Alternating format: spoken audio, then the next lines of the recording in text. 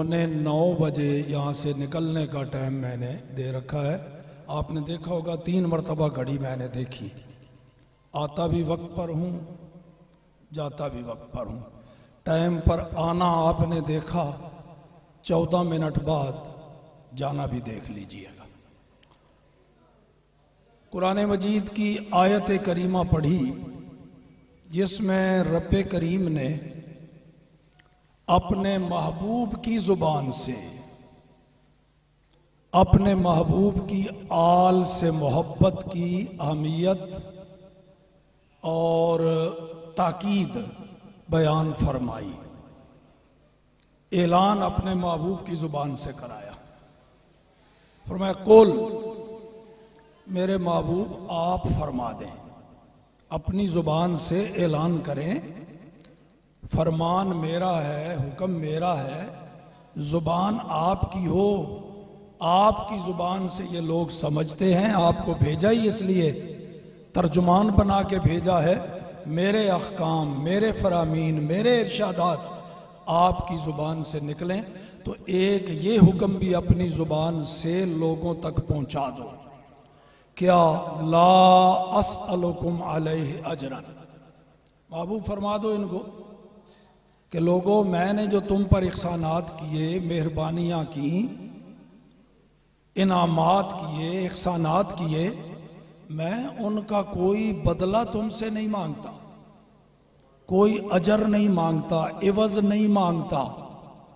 ہاں اتنی بات ضرور ہے، الا المودۃ فی القربى، میرے قریبی رشتہ داروں سے محبت کرنا، یہ اللہ نے اپنے محبوب کو حکم دیا، محبوب یہ اعلان فرما دو۔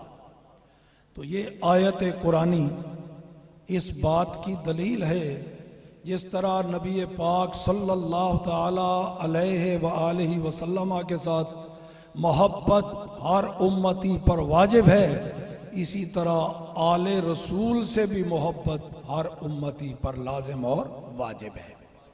بلکہ قاعدہ یہ ہے، محبوب کا محبوب بھی محبوب ہوتا ہے، محبوب المحبوب محبوب، جو سچا محبوب ہے، جس سے آپ کو محبت ہے، پھر اس کے محبوبوں سے بھی محبت، یہ اس محبت کے تقاضوں میں سے ہے۔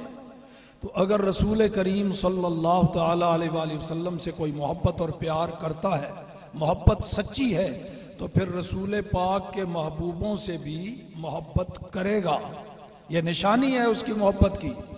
صحابہ کے ساتھ بھی محبت کرے گا، اہل بیت کے ساتھ بھی محبت کرے گا، بلکہ نبی پاک کے جہاں قدم لگے ان راستوں اور ریگزاروں کے ساتھ بھی محبت کرے گا، کیونکہ محبوب کے محبوب ہے۔ احد پہاڑ ہے نا، نبی کریم صلی اللہ تعالی علیہ وآلہ وسلم نے ارشاد فرمایا احد جبل یحبنا ونحبہ، یہ احد ہے تو پہاڑ، پتھر اور گارے کا بنا ہوا، چٹانوں کا مجموعہ ہے، مگر یہ ہمارے ساتھ محبت کرتا ہے، ہم اس کے ساتھ محبت کرتے ہیں۔ تو احد پہاڑ نبی پاک کا محبوب ہو گیا، تو اگر امتی ہے، دل میں سچی محبت رسول اللہ کی ہے، مدینے جا کے احد کی زیارت کے لیے بھی جائے گا، کیوں؟ یہ محبوب کا محبوب ہے۔ تو امام حسین وہ تو صرف محبوب ہی نہیں، نبی پاک کے جگر پارا ہے۔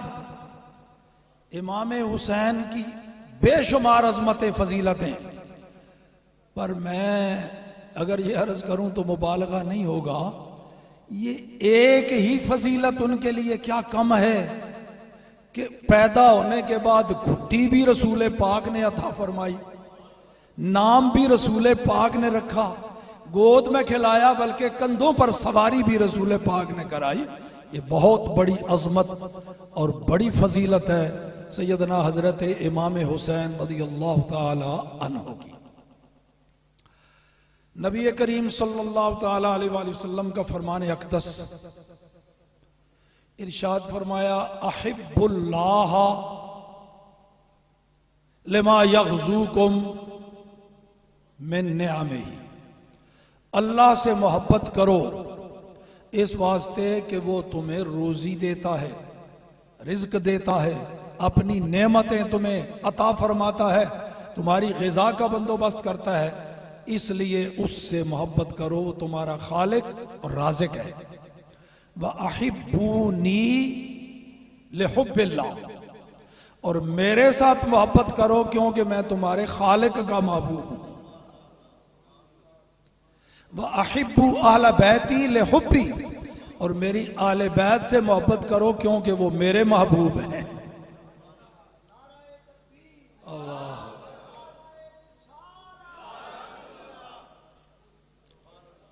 اللہ اللہ اللہ۔ امام فخر الدین رازی نے اسی آیت کریمہ کے تحت ایک حدیث ذکر فرمائی اپنی تفسیر کبیر میں۔ یہ جو آیت قرآن کی میں نے پڑھ کے سنائی، اس میں ایک حدیث امام فخر الدین رازی رحمۃ اللہ تعالی علیہ نے، وہ حدیث مفصل ہے، میں اس کا اختصار پیش کر رہا ہوں کہ جو آل رسول سے محبت کرتا رہا اور محبت آل رسول پر ہی اس کا خاتمہ بھی ہوا، اللہ کی بارگاہ سے اس کو انعام کیا ملتے ہیں؟ 9 انعام رسول پاک صلی اللہ علیہ وسلم نے اعلان فرمائے۔ اب میں وہ حدیث کی تلاوت نہیں کروں گا، ٹائم تھوڑا ہے، اس کا خلاصہ بیان کر۔ نبی پاک صلی اللہ تعالی علیہ وآلہ وسلم نے ارشاد فرمایا، پہلا انعام، الا ومن مات علی حب آل محمد مات شہیدا، میری آل سے محبت کرتا ہوا بندہ دنیا سے گیا، بے شک اس کی روح اس کے گھر میں، بیڈ پر، پلنگ پر، اس کے مکان میں اس کی روح پرواز کر گئی ہو، لیکن اللہ تعالیٰ اس کا نام شہیدوں کی لسٹ میں درج فرماتا ہے۔ آل رسول سے محبت کا انعام۔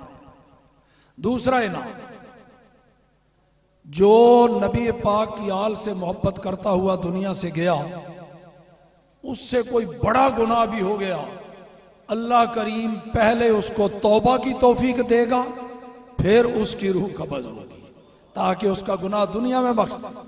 نمبر 3، آل رسول سے محبت کرتا ہوا دنیا سے گیا تو نبی پاک فرماتے ہیں ماتا مغفورا لہ، سارے گناہ اللہ کریم اس کے پہلے بخشتا ہے، گناہوں سے پاک کرتا ہے، پھر حکم ہوتا ہے اسرائیل کو اب اس کی روح قبض کرو۔ چوتھا انعام، ہر بندے کی خواہش ہوتی ہے، دعا بھی، خاتمہ ایمان پہ ہو۔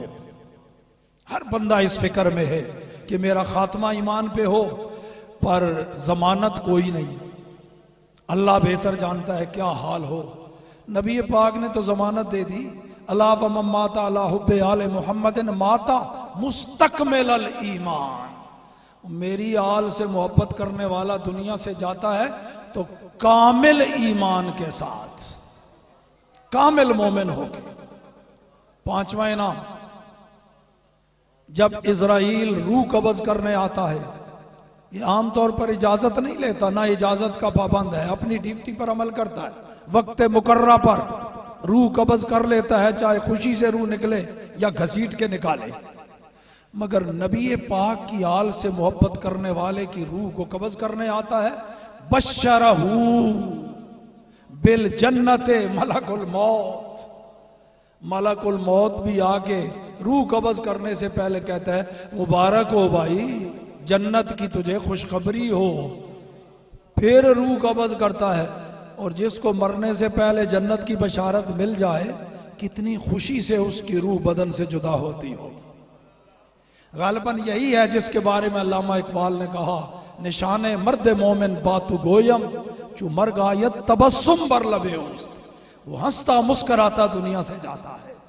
چھٹا انعام، نبی پاک نے فرمایا میری آل سے محبت کرنے والا جب دنیا سے جاتا ہے، اللہ کریم حکم دیتا ہے ملائکہ کو، اس کی قبر میں فتح لہ بابان،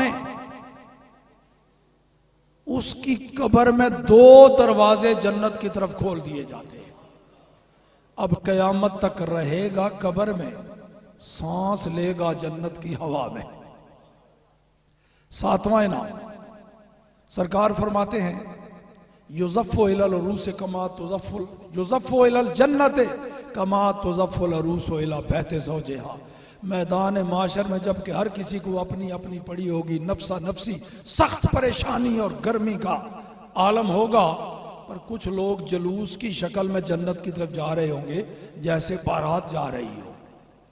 پوچھا جائے گا یہ کون ہے؟ آواز آئے گی یہ وہ خوش قسمت ہیں جو محمد الرسول اللہ کی آل سے محبت کرتے ہوئے دنیا سے آئے. آل رسول سے محبت کا صلہ یہ.